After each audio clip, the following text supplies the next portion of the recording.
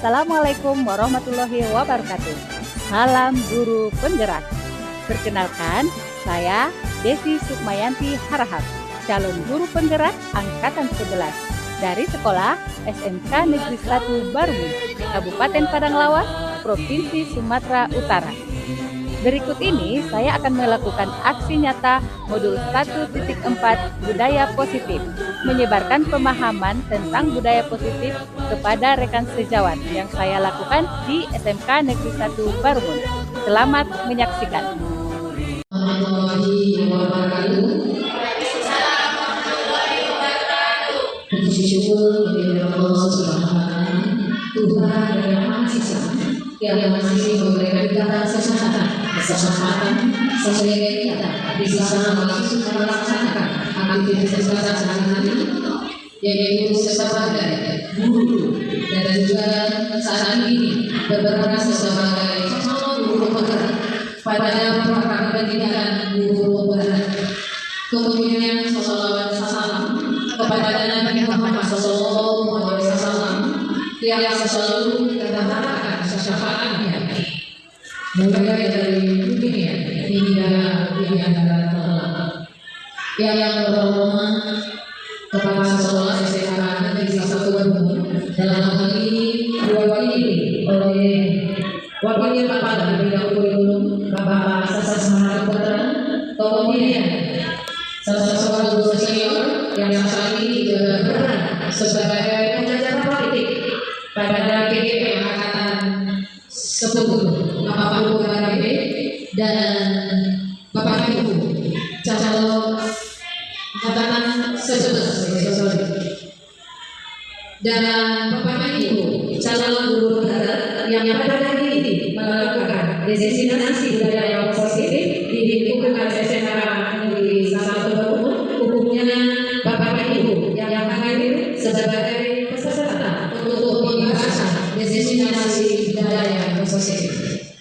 Bapak Ibu yang berbahagia, dengan mengucapkan Bismillahirrahmanirrahim, destinasi budaya positif calon guru penggerak di lingkungan SMK Negeri 1 Barung Senin 26 Agustus 2024 dimulai. Mengawali kegiatan ini, marilah kita sejenak berdoa kepada Allah Subhanahu wa Ta'ala, Tuhan yang Maha Esa, agar kegiatan ini bisa mendapat berkah dan bermanfaat bagi kita semua. Dalam hal ini doa akan dipandu oleh Bapak yang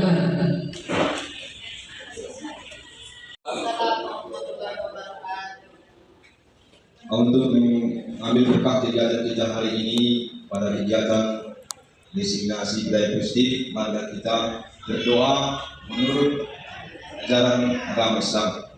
A'udzubillahi minasyaitonirrajim. Bismillahirrahmanirrahim.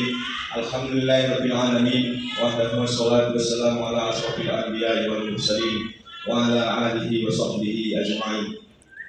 Allahumma sholli ala sayyidina Muhammad wa ala ali sayyidina Muhammad.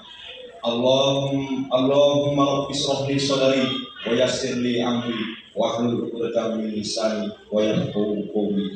Allahumma ij'alna minat tawabin waj'alna minal mutatahhirin waj'alna min ibadikas sholihin. Rabbana zalamna anfusana wa illam taghfir lana wa tarhamna lanakunanna minal khasirin.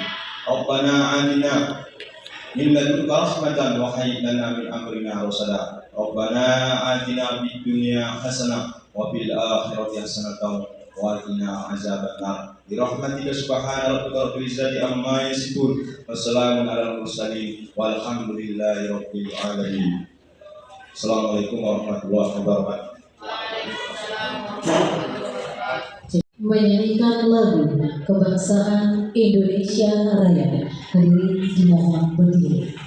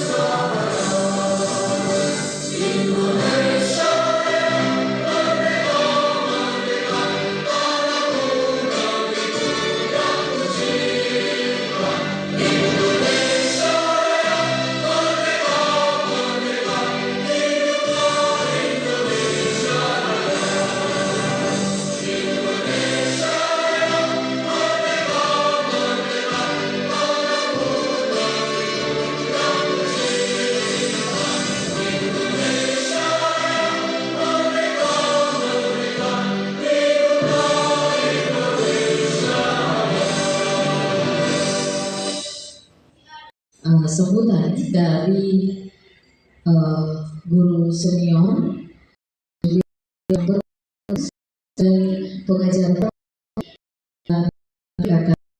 Kabupaten Padang Lawas. Yang kami hormati Bapak Purbarambe SPD MM, disilakan.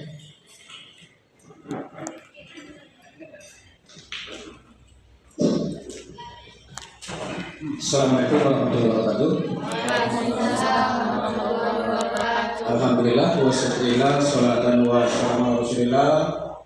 Yang sama-sama kita hormati, yang mewakili Bapak Kepala Sekolah Bidang Kurikulum, Bapak Ibu calon guru penggerak angkatan 11 dari SMK Negeri 1 Barumun, Bapak Ibu peserta diseminasi budaya positif calon guru penggerak angkatan 11 dan adik-adik kami mahasiswa, kemudian anak kami yang akan banggakan.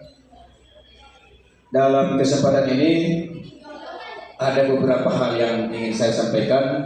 Mungkin saya kategori guru senior ya, guru senior atau rekan sejawat dari calon guru penggerak di SMK Negeri 1 Baru ini.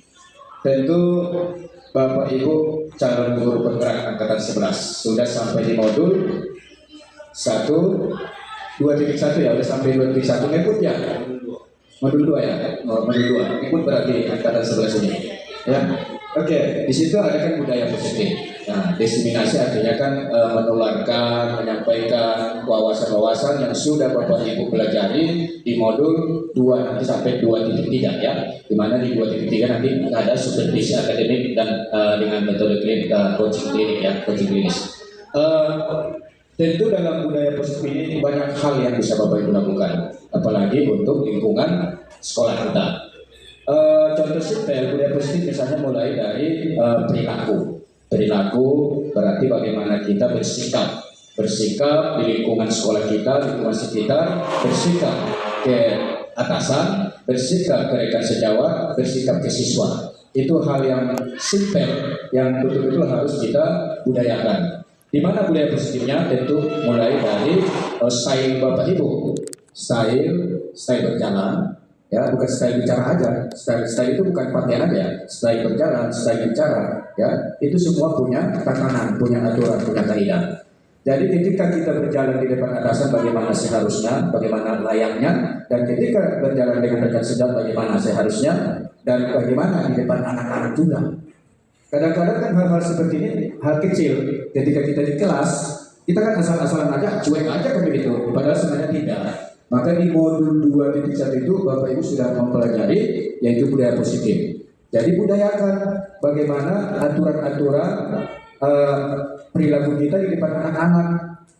Mulai dari kita style berjalannya, gaya bicaranya, itu harus benar-benar kita perhatikan. Karena anak-anak kita yang sekarang itu sudah anak-anak yang milenial, yang betul-betul memperhatikan kita dari ujung kaki sampai ke ujung rambut.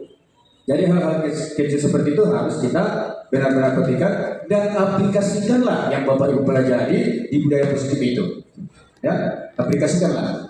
Bagaimana kita bertutur kata dengan anak-anak, dengan rekan sejawat, dengan atasan. Tentu kita masing-masing punya ciri tersendiri. Ya, misalnya kalau untuk anak-anak kita budayakan apa misalnya? 5S ya, 5S. Apa itu 5S? Salam, ya, senyum, sapa, satu, kan gitu. Kalau kita sudah seperti itu, maka akan teraplikasikanlah apa yang diinginkan oleh, yaitu Ki Hajar Dewantara. Di mana filosofinya bagaimana? Kita mengapakan menuntut anak itu secara among. Kalau kita sudah menerapkan 5S itu kan kasih sayang sudah di situ, senyum dulu kan gitu. Artinya kalau kita sudah senyum, jangan datang ke kelas langsung cemburu, ada masalah di rumah, langsung bawa ke kelas. Akhirnya anak-anak tidak nyaman.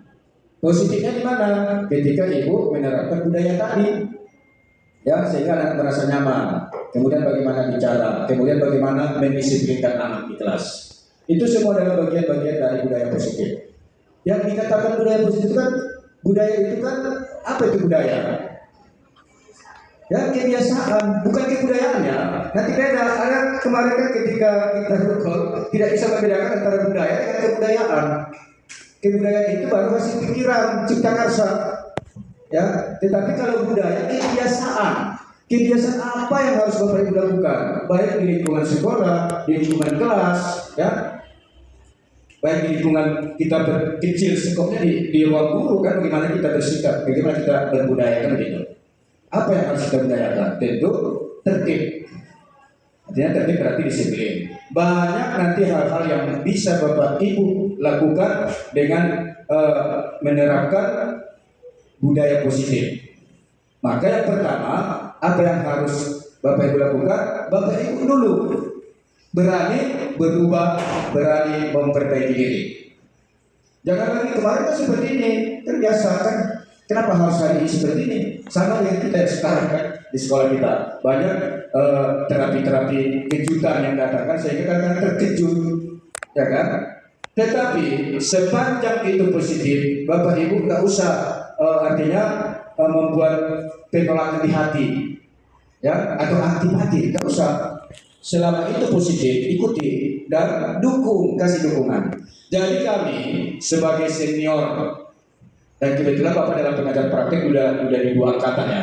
Bapak paham betul dengan program guru penggerak ini. Jadi saya secara pribadi sebagai guru senior dari Bapak Ibu, saya sangat mendukung program ini. Sehingga nanti semua kita guru SMK Negeri 1 Baru ini sudah menjadi guru penggerak.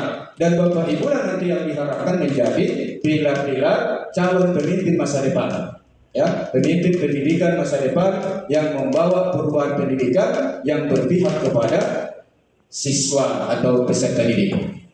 Jadi bukan berpihak ke kita lagi, berpihak ke peserta didik. Maka lakukanlah ya pengajaran itu, pendidikan itu sebagaimana filosofinya Ki Hajar Dewantara, yaitu mendidik secara among. Among itu apa? Secara kasih sayang.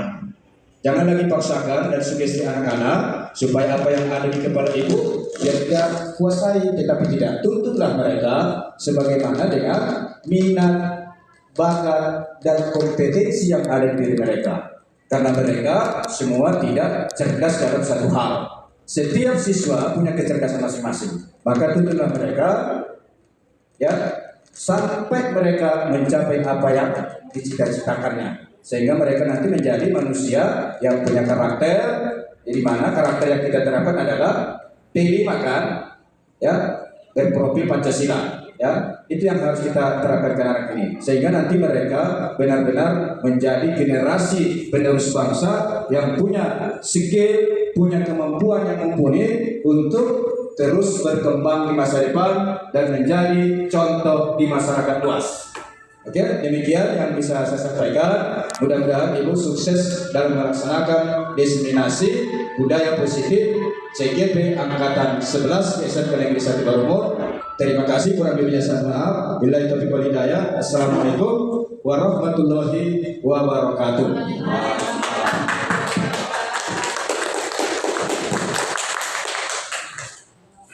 Bapak Ibu hadirin yang berbahagia, selanjutnya arahan dan bimbingan sekaligus membuka kegiatan secara resmi yang akan dibuka langsung oleh Kepala Sekolah SMK Negeri 1 Barumur, dalam hal ini diwakili oleh Kepala Bidang Kurikulum yang kami hormati Bapak Sasmahara Putra SP. Disilakan. Assalamualaikum warahmatullahi wabarakatuh. Waalaikumsalam warahmatullahi wabarakatuh. Puji syukur kepada Allah Subhanahu wa taala. Salawat berserta salam kita hadirkan pada Nabi besar Muhammad SAW dan mengucapkan Allahumma sholli ala sayyidina Muhammad wa ala ali sayyidina Muhammad. Yang saya hormati guru senior Bapak sekaligus pengajar praktek angkatan ke 7 dan 10. Selanjutnya juga Ibu pengajar praktek angkatan 9, Ibu Pelaksana. Selanjutnya juga Bapak Ibu calon guru penggerak angkatan 11, Bapak Ibu guru, adik-adik mahasiswa dan anak-anak kami yang kami sayangi. Baik, pada kesempatan yang berbahagia ini tadi dari moderator menyampaikan hari ini ada diseminasi budaya positif dari guru penggerak SMK Negeri 1 Barumun angkatan 11, terdiri dari Ibu Desi, Ibu Domika, Pak Ali Akbar tadi sudah menyampaikan kepada Bapak Kepala Sekolah untuk mengundang beliau supaya hadir di diseminasi budaya positif di hari ini di ruangan lab PKJ. Ternyata Bapak Kepala Sekolah belum bisa hadir karena sedang memimpin rapat pada saat ini, dan beliau menugaskan kami di Wakil Kepala Bidang Kurikulum untuk membuka acara ini. Baik Bapak Ibu guru penggerak, calon guru penggerak, tentunya dengan susah payah sudah sampai di pengisian LMS, salah satunya adalah paparan dari diseminasi budaya positif di modul 2.1 ya tadi. 1.4 ya, modul 1.4.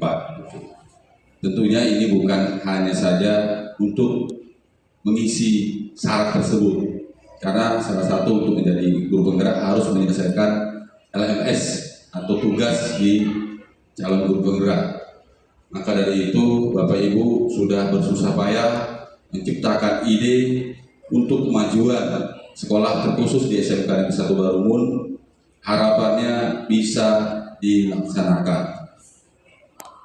Tentunya dengan dukungan Bapak Ibu guru seluruhnya, dan ini harus disampaikan lagi meskipun di acara diseminasi ini tentunya nanti akan disampaikan kepada seluruh Bapak Ibu guru apa program Bapak Ibu, dan kitalah sebagai motor penggeraknya.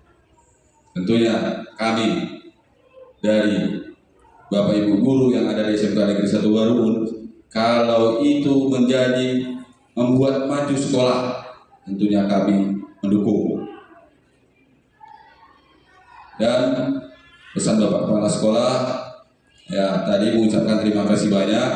Mudah-mudahan dari SMK Negeri 1 Barumun banyak yang terdorong untuk mengikuti program ini. Tentunya sudah beberapa kali program SMK Negeri 1 Barumun mengikutinya terus, terutama dari Bapak Ibu gurunya. Dan untuk berikutnya lagi, Bapak Ibu lah harapannya untuk mengembangkan atau menyampaikan kepada guru-guru yang lain sehingga bergerak dan menggerakkan mereka, salah satunya untuk mengikuti program ini. Mungkin itu saja yang bisa kami sampaikan, karena nanti kami tidak bisa mengikuti sampai selesai karena harus mengikuti rapat lagi tadi Bu. Maka dari itu dengan mengucapkan basmalah, Bismillahirrahmanirrahim, acara kegiatan diseminasi positif dibuka. Terima kasih. Assalamualaikum warahmatullahi wabarakatuh. Bapak Ibu hadirin yang kami hormati, dengan dibukanya kegiatan diseminasi budaya positif di lingkungan SMK Negeri 1 Barumun, maka tibalah saatnya bagi kita untuk mendengarkan paparan materi yang akan disampaikan oleh calon guru penggerak. Untuk itu sementara waktu saya mohon undur diri. Selanjutnya forum akan saya serahkan kepada calon guru penggerak yang akan melakukan kegiatan diseminasi budaya positif. Akhir kata, terima kasih atas perhatian. Mohon maaf atas segala kesalahan. Wabillahi taufiq wal hidayah. Assalamualaikum warahmatullahi wabarakatuh.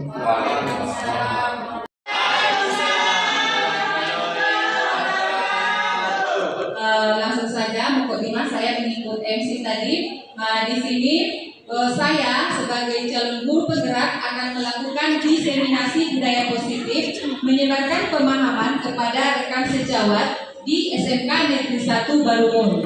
Nah, sebagai fasilitator saya yaitu Bapak Rahmat Nasution MPD dan pengajar praktik Ibu Eva Rosana Daulair.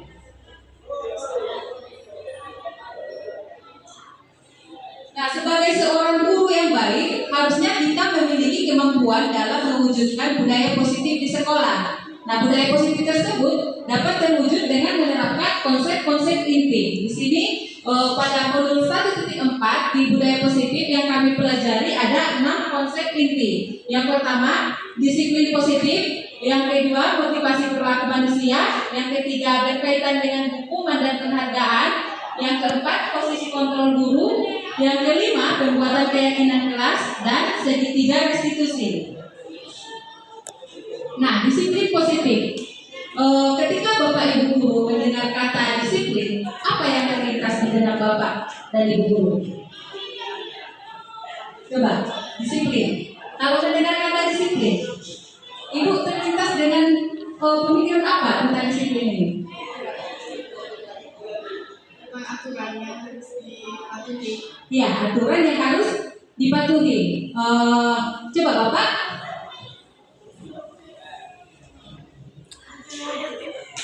Berbicara masalah disiplin, yaitu seorang guru yang sah atau mematuhi ataupun mengubah masalah peraturan yang ada dan menjalankan sesuai dengan rutinitas yang telah ada. Iya, berarti kalau disiplin ini berkaitan dengan aturannya. Ya.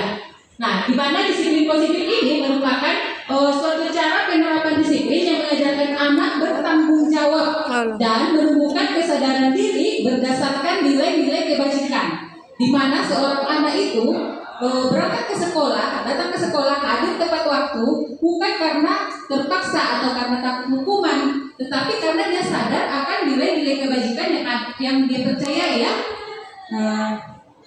Kemudian disiplin positif ini lebih ke arah disiplin diri yang dapat mengontrol diri dalam melakukan segala tindakan. Ketika anak kita melakukan tugas mengerjakan PR atau pekerjaan rumah secara sadar, bukan karena dia takut dimarahi oleh ibunya, dihukum di kelas, berarti dia sudah melekat pada dirinya disiplin diri. Di mana disiplin diri ini dapat membuat murid memahami dan menyadari berdasarkan motivasi internal, bukan akibat paksaan, ujian atau hukuman. Ketika anak datang ke sekolah, dia terlambat, dia dihukum. Nah, besok dia datang ke sekolah tidak terlambat lagi. Ditanya dia, kenapa? Apa motivasi anak datang ke sekolah tidak terlambat? Tapi karena takut hukuman, berarti dia tidak menerapkan disiplin dalam dirinya. Nah, nilai-nilai kebajikan yang harus dipercaya oleh siswa atau murid itu sudah terangkum dalam 6 karakter profil pelajar Pancasila. Yang pertama, beriman dan bertakwa kepada Tuhan Yang Maha Esa. Ada mandiri, bernalar kritis, kreatif, gotong royong, dan berkebinekaan global. Yang kedua, pembahasan yang kami pelajari pada modul 1.4 ini yaitu motivasi perilaku manusia. Motivasi. Nah, ketika Bapak Ibu guru mendengar kata motivasi, apa yang terlintas di benak Bapak atau Ibu guru? Coba Pak. Motivasi itu apa? Ya, Ibu Domika.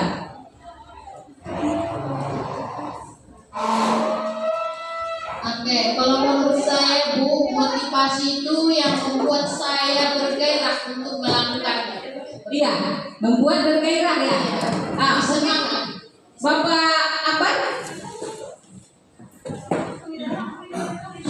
Terima kasih. Kalau motivasi yang menurut saya yang membuat peserta didik itu terinspirasi lebih bersemangat. Iya, terinspirasi dan lebih bersemangat. Tepat sekali. Di mana pada motivasi ini ada 3 motivasi perilaku manusia. Yang pertama, untuk menghindari ketidaknyamanan atau hukuman.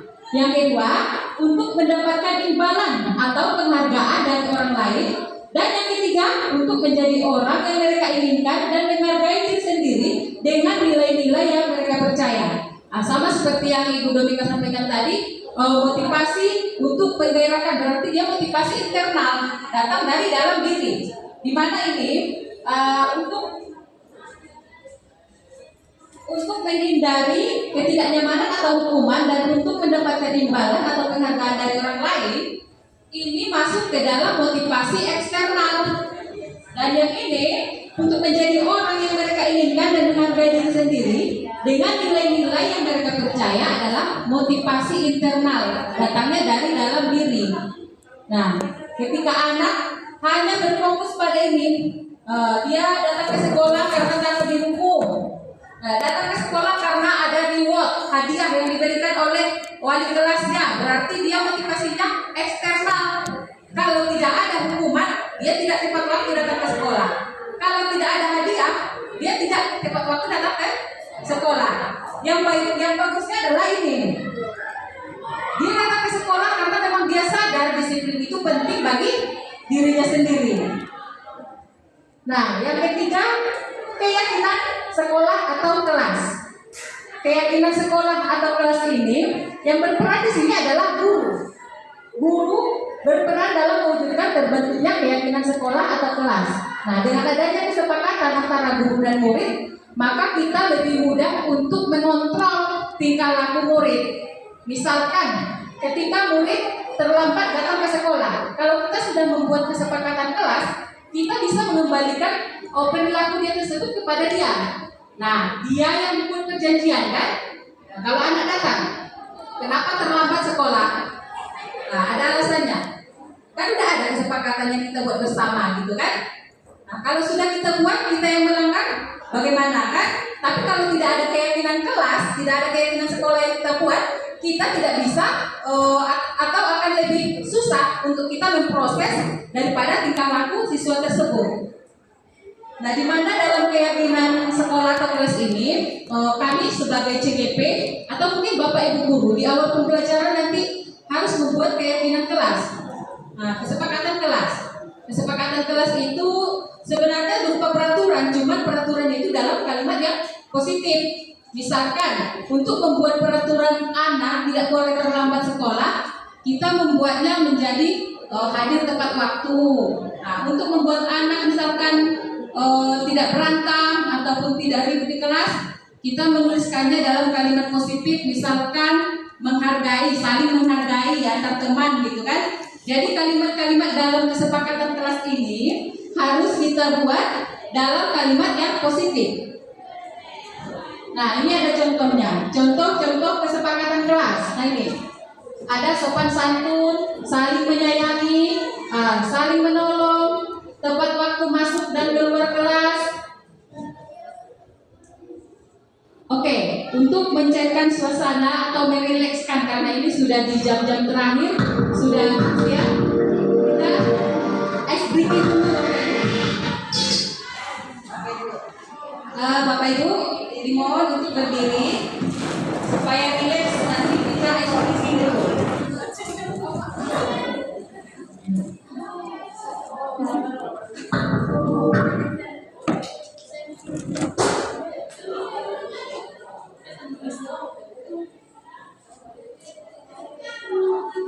Bapak Ibu, ikuti gerakannya ya.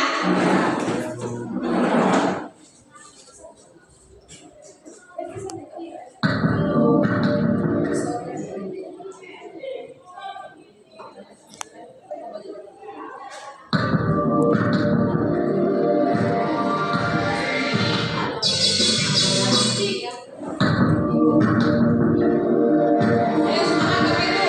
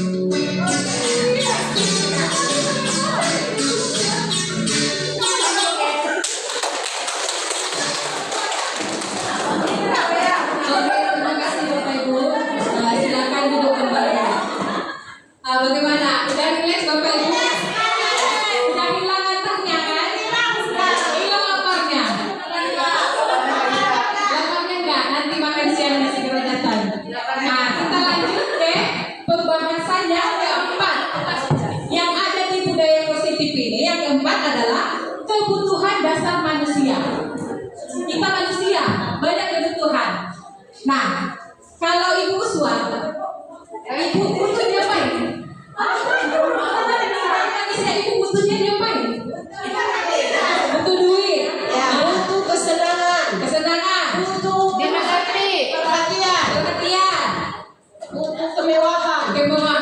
banyak kan butuhnya ibu. Nah, kalau Ibu Wardah butuhnya apa? Butuhnya apa Ibu Wardah? Iya Bu, sama butuh kesenangan, butuh kasih sayang, Iya. butuh dimengerti. Butuh perhatian. Ya. Betul sekali. Sebagai manusia itu kita banyak sekali kebutuhan. Nah, di mana ketika seorang murid juga banyak kebutuhannya. Seorang murid melakukan suatu perbuatan yang bertentangan dengan nilai-nilai kebajikan atau melanggar aturan, hal itu sebenarnya dikarenakan karena mereka gagal memenuhi kebutuhan mereka. Contohnya tadi Ibu Swa butuh duit, misalkan suaminya gak kasih duit, berarti kebutuhan dasarnya gak terpenuhi kan?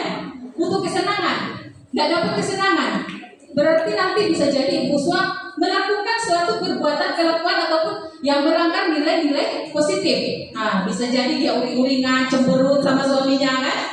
Karena dia tidak terpenuhi kebutuhan dasarnya, yaitu kesenangan, perhatian, kasih sayang gitu kan? Sama halnya dengan murid. Murid juga ketika dia tidak memenuhi kebutuhan dasarnya, dia akan bertindak di luar daripada perilaku positif. Nah, di mana di sini sudah disebutkan tadi oleh Ibu Swa dan Ibu Wardah 5 kebutuhan dasar manusia. Yang pertama, bertahan hidup, yaitu butuh makan kan? Makan, minum, pakaian. Nah, kasih sayang dan rasa diterima. Yang ketiga, penguasaan. Keempat, kebebasan, dan yang kelima, kesenangan. Nah, kelima kebutuhan dasar ini harusnya terpenuhi untuk kita sebagai manusia, baik kita guru maupun murid. Nah, di sini ada studi kasus. Kita analisis dulu kasus ini, Bapak Ibu. Ini ada kasus Ibu Ambar sebagai guru wali kelas 2A di SD Pelita Hati, sedang bingung menghadapi ulah salah satu murid di kelasnya. Nah, ulahnya apa? Ada namanya anak si Doni. Beberapa anak di kelas 2A ini telah datang padanya dan mengeluhkan Doni yang sering meminta bekal makan siang mereka dengan paksa. Dia meminta, walaupun tidak dikasih, dia paksa dimintanya. Nah, jika Bapak Ibu sekalian menghadapi situasi seperti Ibu Ambar ini, apa yang akan Ibu lakukan? Menurut Ibu, apa alasan Doni Ibu melakukan hal tersebut? Ya, Doni tadi kasusnya, si Doni sering meminta bekal makan siang anak atau kawan sekelasnya secara paksa. Kalau misalkan Ibu sebagai wali kelasnya yang dilaporkan kepada Ibu, tindakan Ibu seperti apa? Oke, tindakan saya kepada mereka, saya akan memanggil dan merestitusi mereka. Iya, betul sekali. Berarti dipanggil, diajak berbicara gitu ya Bu. Nah, direstitusi, iya, tepat sekali karena ini memang sudah calon guru penggerak, sudah terlebih dahulu dari saya. Ya, jadi ketika si Doni mengambil makan siang kawan sekelasnya secara paksa, dia pasti punya alasan kenapa dia melakukan hal tersebut. Nah, misalkan kalau alasan si Doni karena ia lapar dan orang tuanya tidak membuatkan bekal makan siang, maka sebenarnya si Doni melakukan tingkah laku tersebut karena dia berusaha memenuhi kebutuhan dasarnya, yaitu bertahan hidup. Kalau dia tidak makan nanti dia sakit kepala, dia masuk angin, muntah. Kalau alasannya karena ia lapar. Tetapi kalau alasannya karena ia merasa senang ketika orang memperhatikan dia, misalkan temannya melaporkan dia kepada gurunya dan gurunya memanggil orang tuanya, sehingga orang tuanya datang menghadiri panggilan tersebut dan dia merasa senang, berarti si Doni ini membutuhkan apa? Kasih sayang dan rasa diterima. Dia butuh perhatian dari orang tuanya, makanya dia jahil bersama kawan-kawan sekelasnya kan. Dia mengambil bekal makan siang supaya dipanggil oleh guru, supaya dipanggil orang tuanya, dan terakhir orang tuanya memperhatikan dia. Berarti dia butuh kasih sayang, butuh perhatian. Nah, alasan yang ketiga, misalkan kalau si Doni mengambil makan siang kawan-kawannya secara paksa itu supaya kawan-kawannya takut kepadanya dan menuruti keinginannya. Apa kebutuhan dasar yang berusaha dipenuhi oleh si Doni? Kekuasaan, supaya ditakuti. Maka dari itu kita sebagai guru, kalau misalkan ada anak seperti itu yang butuh kekuasaan, kita jangan mengambil nilai minus dari situ. Kita bisa mengasih tanggung jawab kepada anak tersebut. Buat dia sebagai pengurus kelas supaya dia merasa berkuasa. Bisa jadi dia setelah menjadi pengurus kelas tidak jahil lagi, tidak nakal lagi. Dia akan bertanggung jawab terhadap tugasnya karena dia butuh kekuasaan. Nah, alasan yang keempat, misalkan kalau si Doni karena merasa bosan dengan bekal makan yang dibuatkan oleh ibunya, setiap hari itu aja menunya, itu aja makanannya. Berarti si Doni berusaha memenuhi kebutuhan dasar yaitu kebebasan. Dia ingin bebas memilih menu. Dia tidak mau menunya ayam goreng aja. Dia mau ikan, dia mau ikan asin, ikan laut, segala macam.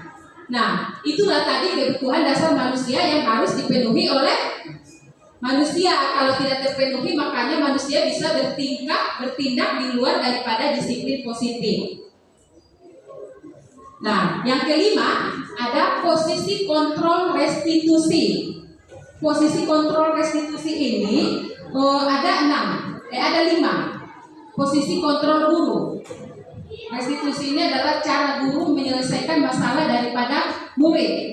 Nah, kita sebagai guru bisa mengambil posisi manajer, penghukum, pembuat merasa bersalah, sebagai teman dan sebagai pemantau. Nah, di sini ada video Bapak Ibu. Coba kita saksikan bersama. Dari tayangan video ini, coba nanti Bapak Ibu guru menjawab posisi apa? Apa harus sekolah kita tentang jam berapa kita harus masuk sekolah? Nak? Kita harus di sekolah jam 7, Bu. Iya, Bu. Sekarang sudah jam 7.20. Nah, rencana apa konsekuensinya? Jam berapa kali? Paham, Bu. Saya harus tinggal kelas pas jam istirahat selama 20 menit. Iya, benar. Konsekuensinya demikian. Jadi nanti jam 9.30 pas istirahat, kamu harus tinggal di kelas, kerjakan tugas tambahan untuk ketinggalan kamu, ya? Baik, Bu. Itu Bapak Ibu. Kalau kasusnya seperti itu, kira-kira seorang guru itu berposisi seperti apa? Tadi ada 5 posisi dasar atau posisi kontrol guru kan? Ada penghukum, ada pembuat rasa bersalah, ada apa lagi tadi? Ada sebagai teman, ada sebagai pemantau. Kalau kasusnya seperti tadi, posisinya guru itu sebagai apa? Nah, kalau di tema dari masalah video, posisi guru tersebut sebagai manajer. Sebagai manajer? Iya. Iya. Kalau ini, itu tadi video yang pertama. Ini video yang kedua.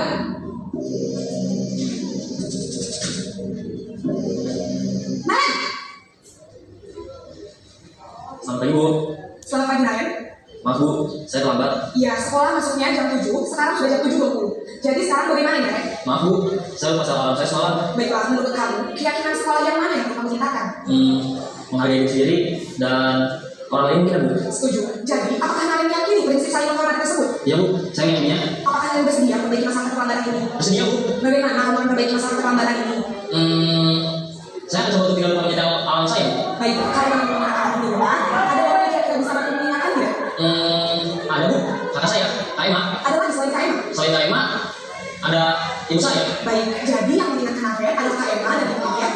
Kira-kira akan mulai alarm kapan, Naen? Setelah sholat akan segera saya lakukan. Baik, jadi Naen akan setel alarm untuk bangun besok pagi dan akan diingatkan oleh kakak dan ibu dan Naen. Ada lagi yang perlu dilakukan, Naen? Agar tidak terlambat dulu lagi. Tidak ada, Bu. Baik, Naen. Terima kasih untuk bersama kamu. Sekarang kamu kembali ke kelas untuk belajar. Baik, Bu. Terima kasih.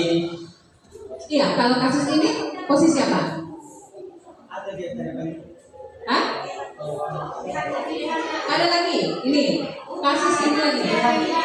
Posisi bedanya. Ini. Bisa juga kepada pembuat merasa bersalah dan keempat juga bisa sebagai teman kepada kesepakatan tersebut. Tapi yang paling dominan yang ketiga, pembuat merasa bersalah. Membuat merasa bersalah ya. Kalau saya tanya kepada Ibu Warda, kasus yang tadi itu posisi guru sebagai apa, Bu? Kalau yang terakhir ini saya rasa dia posisinya sebagai manajer karena dia mengingatkan kembali apa yang menjadi keyakinan di sekolah kita, Bu. Iya. Karena kita belum membahas tadi lebih dalam posisi manajer itu seperti apa. Di sini saya langsung menanyakan videonya kan. Nah, ini tadi 1, 2 dan yang ketiga ini.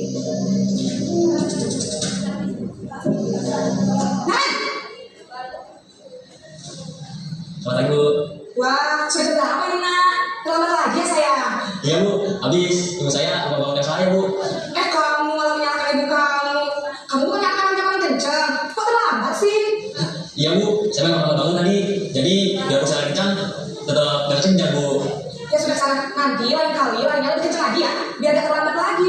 Bikin senang ibu, demi ibu. Bisa kan? Bisa lah, Bu. Ya sudah sana sekolah, ibu beresin urusan saya kamu. Kamu ini ada saja. Nah, ini sebenarnya Bapak sebagai teman. Karena dia menganggap murid itu seperti teman, dia akrab, dia menyapanya kan.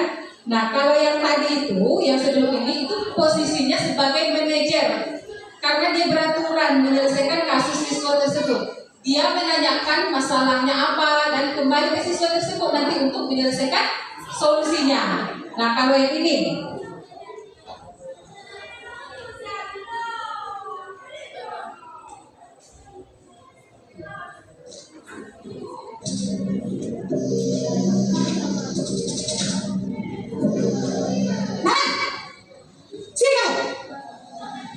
Selamat pagi, Bu. Selalu terlambat. Kamu deh, pasti terlambat. Maaf, Bu. Saya... Apa coba? Alasan kamu apa lagi? Kapan sih kamu tidak terlambat? Malas sekali kamu jadi anak. Saya... Dasar malas. Gak kapok-kapok sih kamu. Sudah berapa kali terlambat? Sana, kamu pilih nama anak saya 2 kali. Kenapa saya harus ke 18 ya, Bu? Kenapa? Kamu salah ibu. Berani-beraninya jawab. Sudah terlambat, masih berani jawab nggak? Sekarang, keliling nama anak saya 5 kali sekalian. Dia kapok. Cepat, pergi sana nama anak saya. Nah, posisi seperti itu Ibu Uswa. Yang tadi barusan dibayangkan. Itu posisi seperti apa? Ada posisi penghukum, manajer, teman, pembuat merasa bersalah, dan sebagai pemantau. Kalau kasusnya seperti yang baru ditayangkan, itu posisi gurunya di posisi mana?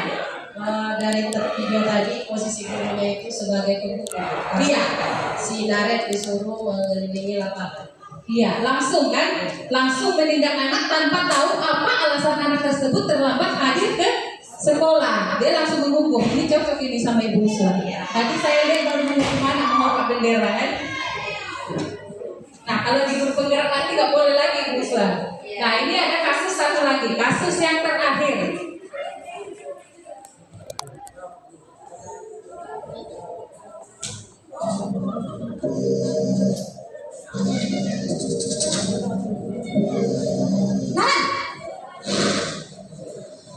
Selamat pagi, Bu. Naren, kamu kenapa terlambat lagi, Nak? Ya Tuhan, Naren. Kamu senang ya bikin susu saya? Kalau kamu terlambat lagi, nanti ibu yang ikut kepala sekolah, Nak. Disangka ibu tidak bisa membina kamu. Duh, gimana ini? Maaf, Bu. Duh, Gusti Naren. Kamu suka ya kalau ibu ikut kepala sekolah? Terus, sekarang ibu harus tulis apa yang ibu absen? Ini kamu sudah sering terlambat loh. Ibu harus apa coba? Maaf, Bu. Maaf sekali. Ya sudah, lain kali jangan bikin susah lagi, Nak ya. Ibu tidak akan kuat lagi kalau kamu gini terus. Bisa jantungan kalau ibu terjebak kepala sekolah. Saya cepat kelas. Maaf ya, Bu. Iya, kalau posisi itu seperti apa? Maaf sekali. Itu posisi apa, Bu? Ada penghukum, pembuat merasa bersalah, manajer, pemantau, dan sebagai teman. Menurut saya dari video tersebut membuat merasa bersalah. Pembuat merasa bersalah, ya. Dimana tadi udah jelas seorang guru itu membuat anak merasa bersalah, sehingga anak minta maaf bu katanya kan. Nah, itulah tadi cuplikan daripada video-video yang memposisikan guru, baik dia sebagai penghukum, ada sebagai teman, sebagai manajer, pembuat merasa bersalah, dan sebagai pemantau. Nah, di mana pada posisi-posisi tersebut, kalau misalkan sebagai penghukum, gurunya tadi langsung menghardik, menunjuk ataupun menyakiti. Kalau penghukum itu seperti itu. Nah, sama seperti di video tadi, langsung lari keliling lapangan 50 kali katanya, ataupun 100 kali, tanpa tahu sebab anak tersebut terlambat. Nah, kalau sebagai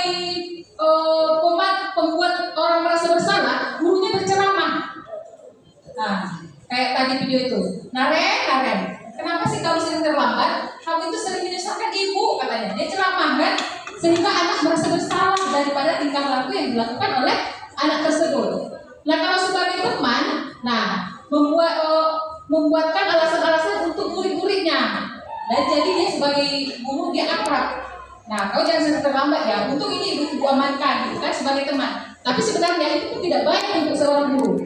Nah, sebagai pemantau yaitu menghitung dan mengukur. Itu tadi tayangan video yang pertama itu sebagai pemantau. Nah, sudah berapa kali terlambat? Nah, berapa kali lagi mau terlambat katanya? Kapan mau diubah perilaku tersebut gitu? Dia lebih banyak mengajukan pertanyaan-pertanyaan. Nah, sebagai manajer dia mengajukan pertanyaan-pertanyaan juga hampir sama dengan pemantau. Cuman sebagai manajer ini dia lebih lembut menyelesaikan masalah siswa tersebut. Nah, di sini ada yang terakhir, segitiga restitusi. Segitiga restitusi ini adalah penerapan daripada posisi kontrol guru yang tadi. Misalkan kalau ada anak yang berkasus, guru seyogianya menyelesaikan masalah anak tersebut dengan tahapan segitiga restitusi. Nah, di mana tahapan segitiga restitusi ini ada 3 tahapan. Yang pertama, menstabilkan identitas. Yang kedua, validasi tindakan yang salah. Dan yang ketiga, menanyakan keyakinan. Nah, pada menstabilkan identitas, di sini guru dalam menstabilkan identitas ini harus dilakukan berdasarkan prinsip bahwa membuat kesalahan adalah bagian dari proses pembelajaran yang nantinya akan menggeser identitas gagal ke arah identitas sukses. Nah, jadi maksudnya di sini seorang guru ketika menstabilkan identitas, maksudnya kalau ada anak bermasalah dipanggil. Nah, ditanya apa masalahnya. Berbuat salah itu hal yang manusiawi. Kita harus memberikan pengertian kepada anak tersebut. Berbuat salah itu wajar, itu manusiawi. Itu kita menstabilkan identitas, di mana ketika menstabilkan identitas keakraban antara guru dan murid itu terjalin. Jadi si anak nanti tidak sungkan-sungkan menceritakan apa permasalahannya, akan diungkapkannya semuanya. Karena kita tidak langsung menghardik dia, tidak langsung menghukum dia. Kita hanya memahami dia, memaklumi dia.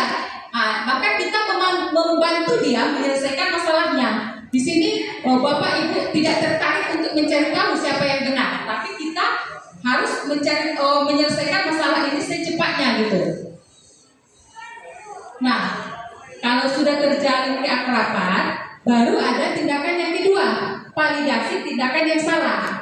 Pada validasi tindakan yang salah ini dilakukan berdasarkan prinsip bahwa setiap perilaku berupaya memenuhi kebutuhan tertentu, sehingga guru atau orang tua bergeser dari pemikiran stimulus respon menjadi proaktif, serta akan lebih mengenali dan mengakui kebutuhan murid atau anak.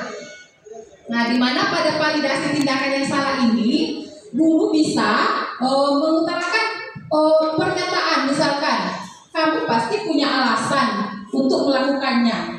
Kalau ada anak yang salah, misalkan dia bertengkar. Kenapa bertengkar? Soalnya si Rasya sering mengambil hasil tugas saya. Kenapa dia ambilnya? Misalkan kan, saya pernah menangani kasus seperti itu. Ada anak berantem di kelas. Jadi dia berantem karena tugasnya sudah sobek karena dicontek oleh kawan sekelasnya. Dia kesal dan dia marah. Nah, kita bisa menanyakan hal tersebut. Kenapa marah? Kenapa sampai memukul meja? Kenapa sampai ribut satu kelas? Nah, ketika kita tanya, wajar. Itu wajar kamu marah karena kan dia mengambil tugasmu. Enak kali dia kan? Dia tinggal ngambil aja, sementara kau begadang mengerjakannya. Kita pahami anak tersebut. Baru kita menyampaikan ini. Kamu pasti punya alasan melakukan itu. Iya Bu, katanya. Karena saya yang capek, dia enak aja mencontek-contek aja gitu kan. Misalkan setelah itu, maukah kamu belajar cara yang lain lagi untuk mendapatkan kebutuhan tanpa harus memukul misalkan. Kalau dia sempat memukul, tapi kalau tidak sempat memukul, untung masih meja yang kamu pukul, bukan dia, berarti sudah bagus tindakanmu. Kita tidak boleh menyalahkan anak, sekalipun sebenarnya itu sudah salah, supaya anak tidak menjadi pembohong ulu. Misalkan kalau dia salah, kalau nanti aku ketahuan salah, aku akan dihukum gitu, berarti dia tidak akan mengaku. Bagaimana supaya anak mengaku kalau dia salah? Kita harus memahami perilaku dia tersebut. Nah, baru yang terakhir menanyakan keyakinan. Karena di awal tadi kita sudah membuat kesepakatan kelas, dilarang berantem, yaitu dengan kesepakatan saling menghargai, kan? Baru ke sini guru menanyakan keyakinan dengan memberi pernyataan-pernyataan bermakna kepada murid atau anak untuk memunculkan motivasi secara intrinsik sehingga mampu mengaitkan keyakinannya dengan tindakan yang salah. Nah, misalkan apa nilai-nilai yang kita percaya di sekolah kita? Nah, kasus anak yang berantem tadi, kira-kira perbuatanmu itu sampai memukul meja karena marah karena tugasmu dicontek, salah tidak? Kita tanyakan sama anak, kan? Seorang anak itu sebenarnya mengakui kalau itu salah bu. Nah, kalau salah, hal apa yang bisa kita lakukan? Nah, apa yang kamu langgar dari kesepakatan kita? Misalkan, iya bu, saya salah, saya telah melanggar kesepakatan kelas, yaitu saling menghargai, gitu kan? Terus bagaimana tindakanmu selanjutnya? Nah, saya akan lebih sabar lagi, begitu kan? Jadi di posisi restitusi ini, si anak yang menyelesaikan masalahnya sendiri. Kita hanya membantu anak bagaimana supaya dia tahu posisinya itu salah dan supaya dia tahu apa yang harus dilakukannya supaya kesalahan itu tidak berulang lagi. Nah, oke, sampai di situ pemaparan yang bisa saya sampaikan. Di sini saya akan membuka sesi tanya jawab. Dari rangkaian materi yang sudah saya sampaikan, saya persilakan kepada Bapak atau Ibu Guru, misalkan ada pertanyaannya, ini ditanyakan dari presentasi yang saya sampaikan.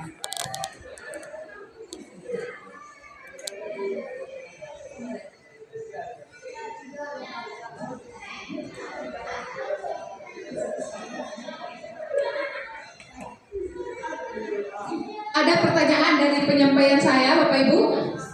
Ah iya, Ibu Wardah.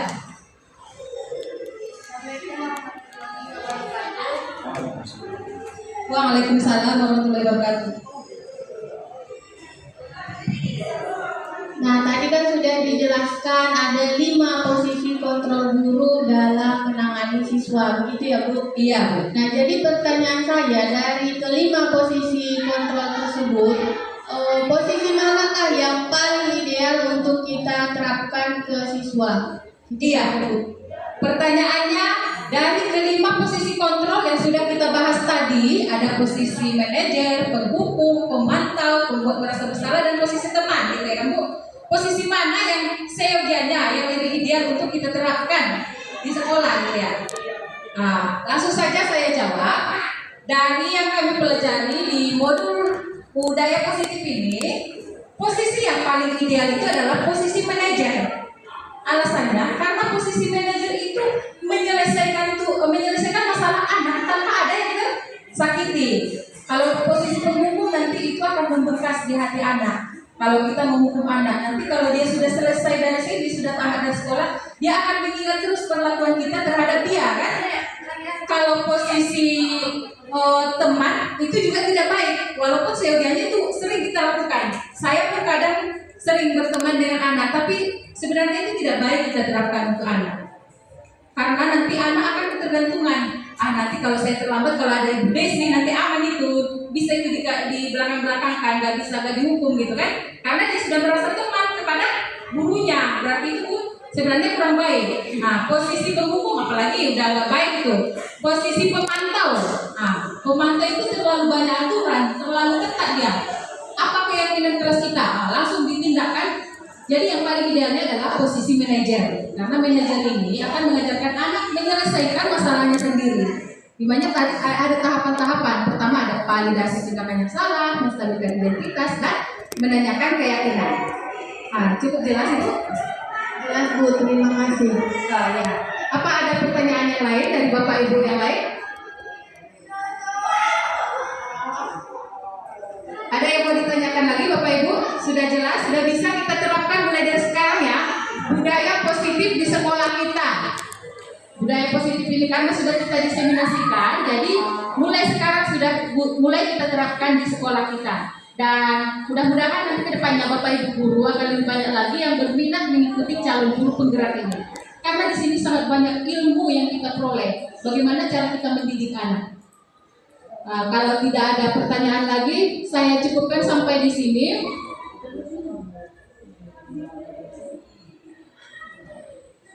Sebelum saya tutup, saya ingin Bapak Ibu Guru memberikan refleksi terkait penyampaian ataupun kegiatan kita hari ini. Bisa mungkin salah satu dari Ibu saja, Ibu Wardah. Coba Ibu merefleksikan kegiatan kita hari ini. Iya. Jadi setelah mengikuti seminar pada hari ini tentang diseminasi budaya positif di sekolah, saya semakin menyadari bahwa betapa pentingnya peran kita seorang guru dalam mengembangkan karakteristik siswa seperti itu. Kemudian dalam seminar ini juga memberikan pemahaman lebih mendalam tentang langkah-langkah praktis yang seharusnya dilakukan oleh guru dan semua warga sekolah untuk menciptakan suasana belajar yang kondusif, yang adil dan inklusif seperti itu. Alhamdulillah ya, berarti refleksinya sangat positif. Mudah-mudahan Bapak Ibu Guru walaupun tidak menyampaikan, refleksinya memang sama. Berarti kita merasa kegiatan ini bermanfaat untuk kita ke depannya. Bagaimana kita menjadi guru harus menerapkan budaya positif. Terima kasih Ibu Wardah. Mungkin cukup sekian yang bisa saya sampaikan. Mohon maaf kalau ada kehilapan dan kesalahan. Terima kasih banyak atas perhatian. Saya akhiri dengan kata alhamdulillah wabillahi taufiq wal hidayah. Wassalamualaikum warahmatullahi wabarakatuh.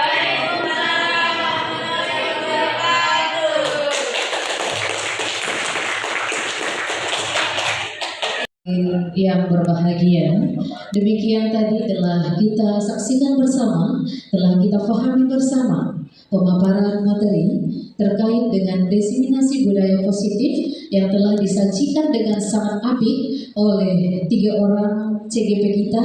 Ada Ibu Desi Sukmayanti, ada Ibu Domika Pariadi Domoran, dan yang terakhir tadi penampilan dari Bapak Ali Akbar Hasibuan. Nah, untuk itu, untuk lebih sempurnanya kegiatan kita pada siang hari yang berbahagia ini, kembali kami mohon kepada Kepala Sekolah SMK Negeri 1 Barumun yang akan diwakili oleh Wakil Kepala Bidang Kurikulum untuk menutup kegiatan diseminasi budaya positif secara resmi. Kepada Bapak Sasmahara Putra, kami mohon untuk kembali menutup kegiatan ini.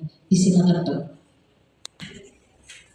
Baik, Assalamualaikum warahmatullahi wabarakatuh. Waalaikumsalam warahmatullahi wabarakatuh. Alhamdulillah kita sudah sampai di akhir acara. Setelah itu, selawat dan salam kita hadirkan kepada Nabi Sallallahu Alaihi Wasallam dengan mengucapkan Allahumma sholli ala Muhammad. Kebetulan saya sudah kembali datang kemari untuk menutup kegiatan ini, diseminasi budaya positif dari calon guru penggerak angkatan 11 dari Ibu Desi, Ibu Domika dan Pak Jakbar. Baik, kami ucapkan terima kasih banyak Bapak Ibu sudah mengembangkan apa yang sudah didapatkan di pendidikan calon guru penggerak di modul 1.4. Harapannya yang sudah disampaikan tadi oleh Bapak Ibu calon guru penggerak bisa kita laksanakan di SMK Negeri 1 Barumun dan dimulai dengan aksi nyatanya. Ya, tentunya mulai dari tergerak dan menggerakkan kita semua untuk pendidikan di Indonesia ini. Mungkin itu saja yang bisa kami sampaikan di penutupan ini. Kita sama-sama mengucapkan alhamdulillah kegiatan diseminasi budaya positif calon guru penggerak angkatan 11 dari SMK Negeri 1 Barumun ditutup. Terima kasih. Assalamualaikum warahmatullahi wabarakatuh. Terima kasih kepada Bapak Ibu yang telah dengan hikmah mengikuti rangkaian kegiatan kita pada siang hari ini. Kami ucapkan terima kasih, dan kepada para calon guru penggerak kami ucapkan selamat belajar, selamat mengikuti pendidikan guru penggerak. Mudah-mudahan memberikan dampak positif bagi pendidikan khususnya di lingkungan SMK Negeri 1 Barumun menuju transformasi pendidikan Indonesia. Akhir kata, saya sebagai pemandu acara pada kegiatan ini mengucapkan terima kasih, mohon maaf atas segala kesalahan, dan untuk mengakhiri kegiatan ini, mari kita semarakkan moto guru penggerak yang kita kenal dengan tergerak, bergerak, dan menggerakkan. Untuk itu, semua saya minta semangatnya, walaupun masih walaupun sudah siang, saya minta semangatnya. Mari kita suarakan yel-yel guru penggerak untuk mengakhiri kegiatan kita pada kesempatan yang berbahagia ini. Oke? Guru penggerak, tergerak, bergerak, menggerakkan. Caranya tergerak, bergerak, menggerakkan. Oke, sekali lagi biar lebih semangat. Tergerak, bergerak, menggerakkan. Semakin ke atas semakin menyala. Oke? Kita mulai. Pendidikan guru penggerak, tergerak, bergerak, menggerakkan, menyala. Oke, terima kasih. Mohon undur diri. Assalamualaikum warahmatullahi wabarakatuh. Bismillahirrahmanirrahim. Assalamualaikum warahmatullahi wabarakatuh.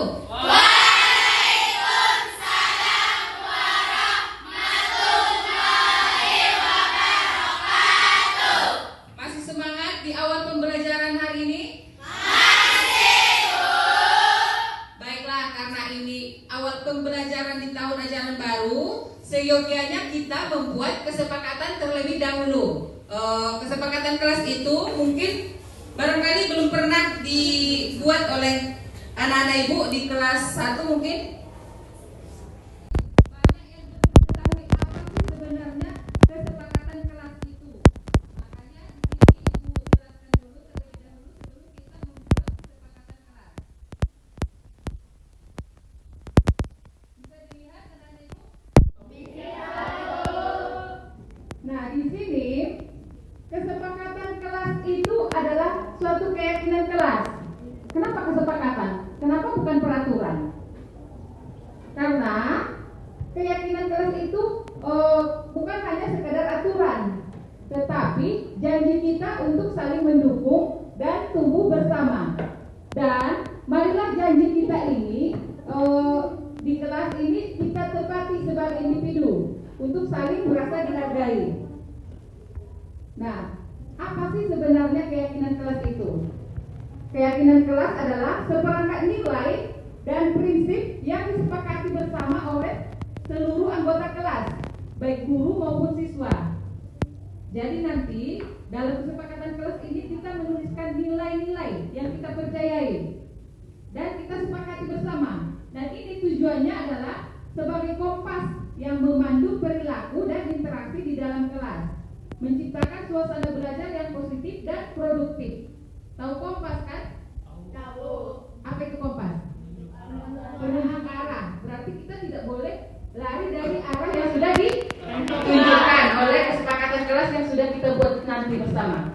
Nah, mengapa keyakinan kelas itu penting? Ataupun kesepakatan dan keyakinan itu sama saja ya.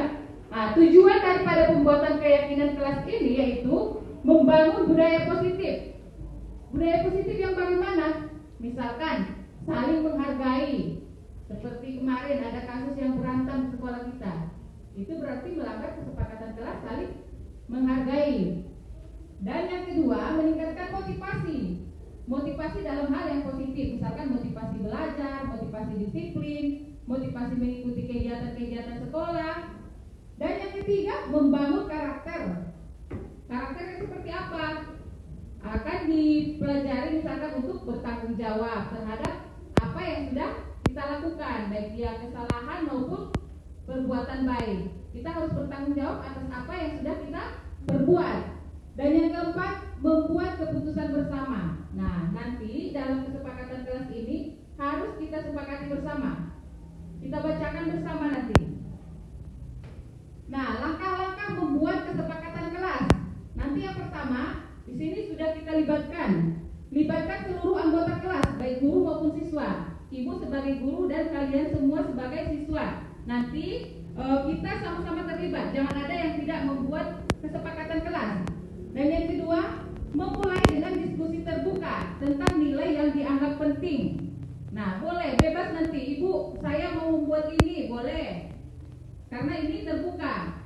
Dan boleh, yang lain kalau misalkan tidak setuju boleh, itu tidak bagus, kita gantikan ini. Jadi ini terbuka sifatnya ya. Dan yang ketiga, mencatat semua nilai-nilai yang muncul. Nanti kalau kita sudah menuliskan masing-masing, kita catat nilai-nilai apa. Misalkan ada yang sama, misalkan si Yunfi meminta harus saling menghormati, ternyata si Derma juga meminta saling menghormati, berarti dicatatnya cuma satu kan. Dan yang keempat, membuat pilihan nilai yang relevan. Jadi pilihan nilainya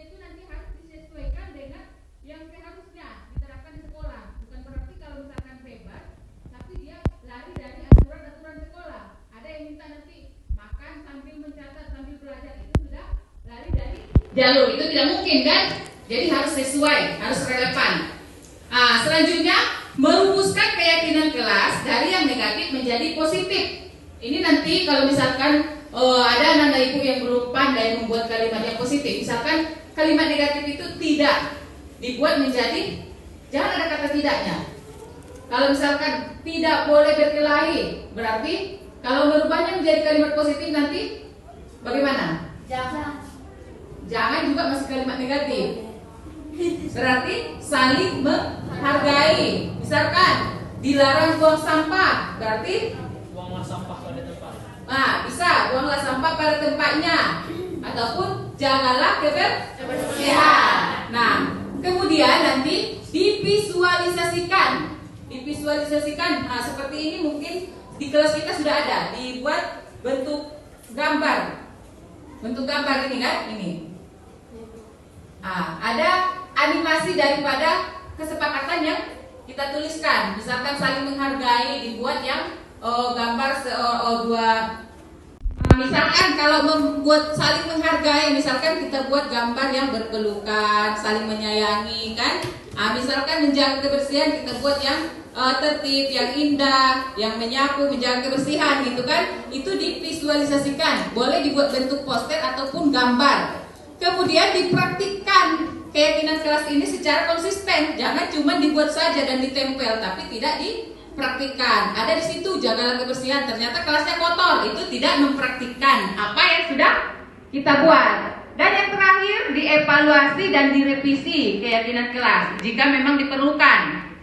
Kalau memang perlu ada perubahan, boleh kita membuat ada evaluasi ataupun revisi terhadap keyakinan kelas yang sudah kita buat bersama. Nah, ini contoh keyakinan kelas, kalimat-kalimatnya. Di sini ada kami saling menghormati pendapat satu sama lain. Nah, ini kalimatnya positif kan? Ada kami bekerja sama untuk mencapai tujuan bersama, positif juga. Nah, kami bertanggung apa sudah selesai dituliskan di kertas kelas ini? Sudah, karena sudah selesai bergiliran, misalkan gak usah bergiliran biar cepat. Dari sini dulu, sebelah sini silahkan menempel ke ini kertas yang sudah disediakan. Bebas mau tempel di mana, misalkan mau bikin bentuknya seperti apa, silakan. Yang dari meja sebelah sini, silakan berdiri dan tempelkan ke depan. Oh iya.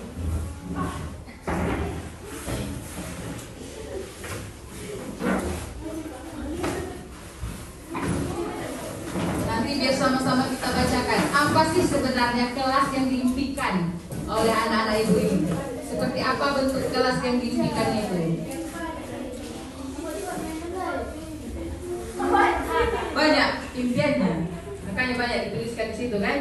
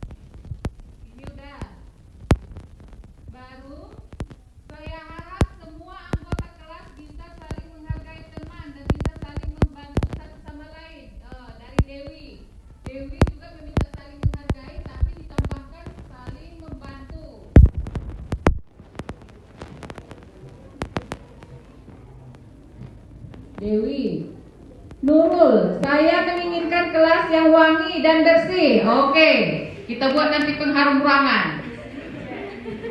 Kelas berarti bersih dan wangi ya. Bersih dan wangi. Saya menginginkan kelas yang bersih, teman yang sefrekuensi, tidak pilih kasih dalam berteman dan tidak menyakiti satu sama lain. Berarti ini masuk bersih, kelas yang bersih. Kemudian teman yang sefrekuensi dan tidak pilih kasih, berarti teman yang saling menghargai juga. Berarti ini sama. Udah termasuk di sini kan? Baru saling menghargai, berarti teman yang satu frekuensi itu bisa saling menghormati ya. Udah ada di sini? Oh sama ya, menghargai atau menghormati. Tidak pilih kasih dalam berteman ya. Berarti dari si Putri, kelas yang saling menghargai ada. Kelas yang saling menghargai dari si Rina. Kelas yang saling menghargai Erdina. Saling menghargai juga Sinta Aurel. Saya ingin kelas yang saling menghargai juga Melda. Berarti kurang dihargai kelas ini. Baru dari Elsa, saya berharap agar kelas tertib, damai dan tidak berisik, dan seluruh anggota kelas mentaati peraturan yang ada. Ini bagaimana? Damai, bersih, tertib sudah ada, berarti taat peraturan. Yang keempat, taat peraturan. Dari si Elsa. Dari si Lola, saya harap semua anggota kelas turut serta dalam menjaga kebersihan. Oh, udah ada. Bersih dan wangi tadi udah masuk. Saya ingin kelas yang bersih, disiplin, nyaman untuk belajar. Dari Indriana. Udah masuk kan? Masuk. Udah ada. Berarti dari si Leli Elviana, saya ingin memiliki kelas yang nyaman dan bersih. Ini juga sudah ada. Baru dari Tiara, saya ingin kelas yang bersih, nyaman dan disiplin, mentaati peraturan, sudah mencakup. Dari Wafik, kelas impian yang saya inginkan adalah adanya kekompakan atau kerjasama yang baik dan kelas yang bersih. Berarti di sini belum ada kerjasama, berarti gotong royong ya. Gotong royong. Dari si Wafik tadi ya. Baru dari Cynthia, kelas impian saya adalah adanya kekompakan dan kerjasama, berarti udah masuk kerukunan yang baik. Dari Derma, saya menginginkan agar semua anggota kelas kompak. Kompak sudah masuk kan? Dari Leli, saya menginginkan kelas yang aman, nyaman, damai, estetik, bersih dan juga kompak. Ini sudah masuk, sudah mencakup semua. Dari Ajija, saya menginginkan kelas yang nyaman dan tidak ribut. Dan teman kelas yang kompak sudah masuk juga. Saya harap semua anggota kelas turut serta dalam menjaga kebersihan. Dari Anna sudah ada kan? Baru dari si Ririn, saya harap memiliki kelas yang nyaman buat belajar, tidak saling membenci satu sama lain. Ini sudah ada, nyaman dan saling menghargai.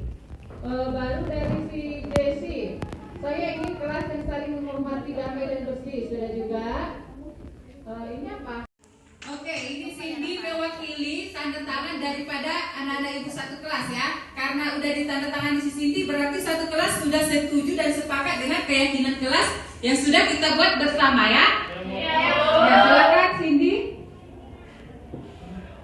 Ya, terima kasih Cindy. Nah, besok kita buat bentuk poster dan gambarnya. Dan mulai kita terapkan secara konsisten. Jangan cuma ditempel dan dipajang gitu aja. Kita terapkan ya. Ya, baiklah, karena sudah selesai pembuatan kesepakatan kelas, Ibu ucapkan terima kasih banyak kepada anak-anak Ibu yang sudah berpartisipasi dalam pembuatan keyakinan kelas kita ini.